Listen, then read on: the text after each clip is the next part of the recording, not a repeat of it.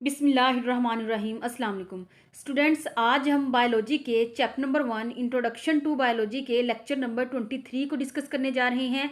Last lecture में हम cloning के बारे में पढ़ रहे थे। उस लेक्चर में हमने पढ़ा था क्लोनिंग क्या है, क्लोन क्या है, नेचुरल क्लोनिंग और आर्टिफिशियल क्लोनिंग क्या है, नेचुरल क्लोनिंग किन ऑर्गेनिजम्स में होती है और आर्टिफिशियल क्लोनिंग किन ऑर्गेनिजम्स में होती है। ये सारे कॉन्सेप्ट्स डिटेल के साथ हम पढ़ चुके हैं। आज के लेक्चर में हमने पढ़ना है प्रोसीजर ऑफ क्लोनिंग। क्लोनिंग की सबसे पहले डेफिनेशन देख लेते हैं। क्लोनिंग क्या होती है? क्लोनिंग में हमने जेनेटिकली आइडेंटिकल कॉपीज बनानी होती हैं। कैसे? एसेक्सुअल रिप्रोडक्शन के जरिए। तारीख में सबसे पहले जो क्लोनिंग की थी वो दो साइंटिस्ट थे, विल्मट एंड कॉम्पेल। उन्होंने सबसे पहले भेड़, एक शीप को क्लोन किया था। उसके बाद बहुत से और ऑर्गेनिज्म की भी कॉपीज तैयार की गई हैं। आज के लेक्चर में हमने पढ़ना है प्रोसीजर ऑफ क्लोनिंग। क्लोनिंग के दो प्रोसीजर्स हैं। Number 1 replacement of nucleus, number 2 cloning through embryo. तो सबसे पहले हम देखेंगे फर्स्ट मेथड को, रिप्लेसमेंट ऑफ न्यूक्लियस। इसमें हम शीप की एग्जांपल लेंगे और डायग्राम के थ्रू डिटेल से समझेंगे कि शीप के सेल में से न्यूक्लियस को चेंज करके, या फिर हम कह सकते हैं न्यूक्लियस को रिप्लेस करके, कैसे जो है शीप की कॉपी तैयार की गई। विल्मट और कॉम्पेल ने दो शीप्स ली, जैसा कि आपको डायग्राम में नजर आ रहा है। एक शीप में से फर्टिलाइज्ड एग निकाला। फर्टिलाइज्ड एग को हम जाइकोट भी कहते हैं, और आपने याद रखना है जो फर्टिलाइज्ड एग होता है ये सिंगल सेल होता है। अब उन्होंने क्या किया, फर्टिलाइज्ड एग से न्यूक्लियस को रिमूव कर दिया। इसके बाद उन्होंने एक दूसरी शीप ली जिसकी कॉपी तैयार करनी थी। इस शीप के मेमरी ग्लैंड में से एक सेल निकाला, मेमरी ग्लैंड जिनसे दूध निकलता है। अब हमने मेमरी ग्लैंड में से ही सेल क्यों निकाला? सेल तो जिस्म के किसी भी हिस्से से लिया जा सकता है। याद रखिएगा स्टूडेंट, यहाँ पे हमें क्या चाहिए? Totipotent cell. अब टोटीपोटेंट सेल एक ऐसे सेल को कहते हैं जो अपने आप को डिफ्रेंशिएट कर सकते हों मुख्तलिफ किस्म के टिश्यूज़ में। मिसाल के तौर पर हमारे पास ये एक टोटीपोटेंट सेल है। इसके अंदर आइज़ बनाने वाले जीन्स भी हैं, ब्रेन बनाने वाले जीन्स भी हैं, किडनी, लिवर, इंटेस्टाइन बनाने वाले जीन्स भी हैं। यानी ऐसा सिंगल सेल जिसमें मुख्तलिफ टिश्यूज़ बनाने वाले जीन्स मौजूद हों, ऐसे सेल को क्या कहते हैं? Totipotent cell. देखो, अगर आप अपनी जिल्द में से एक सेल निकालेंगे तो इस सेल के अंदर तमाम बॉडी पार्ट्स के जीन्स मौजूद नहीं होंगे, या अगर हैं तो वो एक्सप्रेस नहीं होंगे। तो हमें एक ऐसा सेल चाहिए जिसमें तमाम बॉडी पार्ट्स के जीन्स मौजूद हों, और इस सिंगल सेल के अंदर ये ताकत मौजूद हो कि वो बाद में जाके डिफ्रेंशिएट हो सके। अब ये टोटीपोटेंट सेल आपको कहाँ मिलेगा? ये सेल आपको एम्ब्रियो से मिलेगा। शुरू की एम्ब्रियोनिक लाइफ में तो आपको ये सेल मिल सकते हैं, लेकिन जैसे ही जानदार मैच्योर हो जाएगा, इसके अंदर आपको ये टोटीपोटेंट सेल नहीं मिलेंगे, क्योंकि इसके सारे सेल पहले से डिफ्रेंशिएट हो चुके हैं। कोई नाक बन गया है, कोई दिमाग बन गया है, और कोई सेल जिल्द बन गया है। तो इस मैच्योर ऑर्गेनिज्म के अंदर फिलहाल टोटीपोटेंट सेल मौजूद नहीं है। तो हम क्या करेंगे, हम मेमरी ग्लैंड से एक सेल को लेंगे, उस सेल को स्टार्व रखेंगे। स्टारवेशन का मतलब है भूखा रखना। हम सेल को भूखा रखेंगे। हम 5 या 6 दिन के लिए सेल को स्टार्व रखेंगे। सेल अपने आप को डोरमेंट कर देगा, मतलब इसके अंदर तमाम एक्टिविटीज स्टॉप हो जाएंगी। तो सेल अपने आप को रिवर्स कर देगा टोटीपोटेंट सेल में, बिल्कुल जैसे एम्ब्रियोनिक लाइफ में था। दोबारा सुने, हमने क्या किया, हमने मेमरी ग्लैंड से सेल लिया, इसको स्टार्व किया, तो सेल किस में चेंज हो गया? टोटीपोटेंट सेल में। इस टोटीपोटेंट सेल के पास अपना न्यूक्लियस मौजूद है। अब हम क्या करेंगे, इस सेल को फ्यूज करेंगे दूसरे सेल के अंदर, या हम कह सकते हैं इस सेल के न्यूक्लियस को दूसरे सेल के अंदर डाल देंगे। अब हम इस शीप के न्यूक्लियस को दूसरे सेल में क्यों डालेंगे? क्योंकि हमें ये शीप पसंद है, हम इस शीप की कॉपी तैयार करना चाहते हैं। अब हम इस सेल को रप्चर करेंगे और न्यूक्लियस को ई न्यूक्लिएटेड सेल में फ्यूज कर देंगे। ई न्यूक्लिएटेड सेल यानी ऐसा सेल जिसमें न्यूक्लियस मौजूद ना हो। लेकिन फ्यूज़ करने के लिए हमारे पास करंट का एक मेथड मौजूद है। उस मेथड को हम कहते हैं इलेक्ट्रिसिटी पल्स। इस मेथड की मदद से हम इन दोनों को फ्यूज़ कर देंगे। जब हम इनको फ्यूज़ करेंगे तो हमारे पास एक सेल बनेगा। इस सिंगल सेल को आप रिकॉम्बिनेंट सेल भी कह सकते हैं। इसकी वजह क्या है? क्योंकि इस सेल का कवर किसी और जानदार का है और इस सेल के अंदर जो न्यूक्लियस है वो किसी और जानदार का है। अब इस सेल को हम कुछ दिनों के लिए इन विट्रो ग्रो करेंगे, यानी आउटसाइड द बॉडी। फिर इसमें कुछ और सेल बन जाएंगे, यानी 2, 4, 6, 8। जब इतने सेल बन जाएंगे फिर इन एम्ब्रियोनिक सेल को हम इम्प्लांट कर देंगे किसी दूसरी शीप के वॉर्म के अंदर, या हम कह सकते हैं यूट्रस, जिसको हम उर्दू में बच्चादानी भी कहते हैं। हम बच्चादानी के अंदर इम्प्लांट कर देंगे। अब 5 महीने के लिए ये बच्चा इसके पेट में रहेगा। फिर जब इस बच्चे की बर्थ होगी तो आप देखेंगे ये बिल्कुल उस जानदार की कॉपी होगा जिसका न्यूक्लियस हमने लिया था। इस शीप का नाम क्या रखा गया? डोली। अब ये जो बच्चा पैदा हुआ है ये बिल्कुल जेनेटिकली आइडेंटिकल कॉपी है अपने पेरेंट की।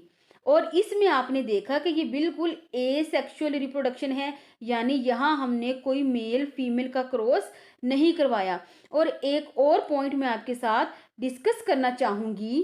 क्लोनिंग में इन साइंसदानों ने 277 अंडे लिए थे, सारे फेल हो रहे थे। इनमें से सिर्फ 13 ऐसे अंडे थे जो प्रेग्नेंट हो गए थे और इन 13 में से सिर्फ एक बच गया, ये डोली शीप वाला। तो ये इतना आसान प्रोसीजर नहीं है। आई होप आपको ये प्रोसीजर समझ आ गया होगा। अब हम रीडिंग कर लेते हैं। Nucleus from the fertilised egg is removed, यानी एक शीप में से हमने फर्टिलाइज्ड एग, जिसे हम जाइगोट भी कहते हैं, निकाला और इसका न्यूक्लियस रिमूव कर दिया। Nucleus from a cell of fully developed organism is taken. अब हमने किसी दूसरे फुली डिवेल्प्ड यानी मेच्योर शीप की बॉडी से सेल लिया और इसमें से न्यूक्लियस ले लिया और फिर क्या किया? Is inserted at its place. और इस न्यूक्लियस को हम इंसर्ट कर देते हैं उस सेल में जिसका न्यूक्लियस हमने रिमूव किया होता है। Altered zygote is placed in suitable womb. बदले हुए न्यूक्लियस वाले जाइगोट को हम अल्टर्ड जाइगोट बोलते हैं। इसको हम एक सूटेबल वॉर्म में रखते हैं, यानी इसको हम किसी ऑर्गेनिज्म के यूट्रस, जिसे हम बच्चादानी भी कहते हैं, इसमें रखते हैं। यूट्रस माँ के पेट का वो हिस्सा जिसमें बच्चे ने डिवेल्प होना होता है। Altered zygote is developed into individual. अब अल्टर्ड जाइगोट नए इंडिविजुअल में डिवेल्प हो जाएगा, यानी नया जानदार बन जाएगा। Developed individual is clone of organism whose nucleus is used. तो जो डिवेल्प ऑर्गेनिज्म होगा वो उस ऑर्गेनिज्म का क्लोन होगा, उस ऑर्गेनिज्म की कॉपी होगा जिसका न्यूक्लियस हमने यूज किया था। Production of multiple copies of desired genotype. Desired genotype अच्छे जीन्स रखने वाले। जीनोटाइप का मतलब होता है किसी भी ऑर्गेनिज्म में पाए जाने वाले जीन्स, किसी भी ऑर्गेनिज्म में पाए जाने वाले जीन्स उसकी जीनोटाइप कहलाएंगे। तो इस प्रोसीजर की वजह से हम अच्छे जीन्स रखने वाले ऑर्गेनिज्म की मल्टीपल कॉपीज तैयार कर सकते हैं। अब जो दूसरी टेक्निक है हमारे पास वो है क्लोनिंग थ्रू एम्ब्रियो। अब ये एम्ब्रियो क्या होता है? अभी हमने जाइगोट के बारे में पढ़ा। जाइगोट सिंगल सेल होता है। अब जब जाइगोट डिवाइड होना शुरू हो जाएगा then it is called embryo. और फिर एक स्टेज ऐसी आती है एम्ब्रियो ही कन्वर्ट होकर फीटस बनता है एंड देन फीटस बेबी बन जाता है। स्टूडेंट्स, आपने ट्विन्स का नाम सुना होगा। ट्विन्स किसे कहते हैं? जो जुड़वा हों। अब ट्विन्स की भी टाइप्स होती हैं। ट्विन्स की 2 टाइप्स हैं। एक होता है आइडेंटिकल ट्विन्स और दूसरा फ्रेटर्नल ट्विन्स। आइडेंटिकल ट्विन्स ऐसे ट्विन्स होते हैं जो बिल्कुल एक जैसे हों, जिनका जेनेटिक मटेरियल भी सेम हो, मतलब जिनका बॉडी का ईच एंड एवरी पार्ट एक दूसरे से सेम हो, तो इन्हें हम कहेंगे आइडेंटिकल ट्विन्स। तो जो मेथड आइडेंटिकल ट्विन्स बनने में इस्तेमाल होता है बिल्कुल वही same method cloning through embryo में होता है। वही मेथड यहाँ पे अप्लाई होगा। कैसे होता है? When a cell is 2 cell stage. Zygote single cell था, जैसे ही इसमें डिवीजन होती है तो वो कितने सेल की स्टेज पे चला गया? 2 सेल्स की स्टेज पे चला गया। अब आपको पता है जब दो सेल हों तो इनके दरमियान जंक्शंस मौजूद होते हैं। बाय एनी मीन, किसी भी तरीके से जब सेल टू सेल स्टेज पे हो तो आप इसके दरमियान जंक्शन को ब्रेक कर दो। जब ये जंक्शन ब्रेक कर दोगे तो आपके पास दो सेपरेट सेल होंगे। अब ये दोनों सेल टोटीपोटेंट सेल्स होंगे। टोटीपोटेंट सेल ऐसा सिंगल सेल होता है जिसमें ये एबिलिटी होती है कि वो एक कंप्लीट ऑर्गेनिज्म बना सकता है। एम्ब्रियो की स्टेज पे 2 से लेके 16 तक जो सेल्स होते हैं वो टोटीपोटेंट सेल होते हैं, यानी इनमें ये एबिलिटी होती है कि एक सिंगल सेल कंप्लीट ऑर्गेनिज्म बना सकता है। अब हमारे पास ये दो सेल्स हैं, इन दोनों सेल्स में ये एबिलिटी है कि ये दोनों दो कंप्लीट ऑर्गेनिज्म बना सकते हैं। यानी जब जाइगोट डिवाइड होके टू सेल स्टेज पर पहुंचा तो किसी भी तरीके से अगर आप इन दोनों सेल्स को ब्रेक करवा दें तो ये दोनों दो इंडिविजुअल के अंदर कन्वर्ट होंगे। एक इंडिविजुअल को हम ए का नाम दे देते हैं और दूसरे को बी का नाम दे देते हैं। अब इन दोनों सेल्स की ओरिजिन क्या थी? सेम। इन दोनों सेल्स का जेनेटिक मटेरियल क्या होगा? सेम। इसलिए ये दोनों ऑर्गेनिज्म जो बने हैं ये जेनेटिकली क्या होंगे? आइडेंटिकल। इसीलिए कहते हैं कि जो आइडेंटिकल ट्विन्स हैं वो भी ऐसे ही प्रोड्यूस होते हैं। अब हमारे पास जो दो इंडिविजुअल बनते हैं वो क्या है? Genetically identical. क्लोनिंग में हम क्या करवाते हैं? जेनेटिकली आइडेंटिकल कॉपीज बनाते हैं। इसीलिए कहते हैं कि जो मेथड आइडेंटिकल ट्विन्स बनने में इस्तेमाल होता है वही same method cloning through embryo में इस्तेमाल होता है। अच्छा स्टूडेंट, एक और टाइप है पैटर्नल ट्विन्स। इस केस में क्या होता है? फीमेल की बॉडी में दो सेपरेट एग्स बनते हैं। अब ये जो केस हमने अभी डिस्कस किया है इसमें एग एक ही था, इसके साथ स्पर्म मिला तो हमारे पास एक जाइगोट बन गया। लेकिन यहाँ पे हमारे पास दो डिफरेंट एग्स हैं, दोनों के साथ आकर स्पर्म मिलेंगे तो दो डिफरेंट जाइगोट बनेंगे।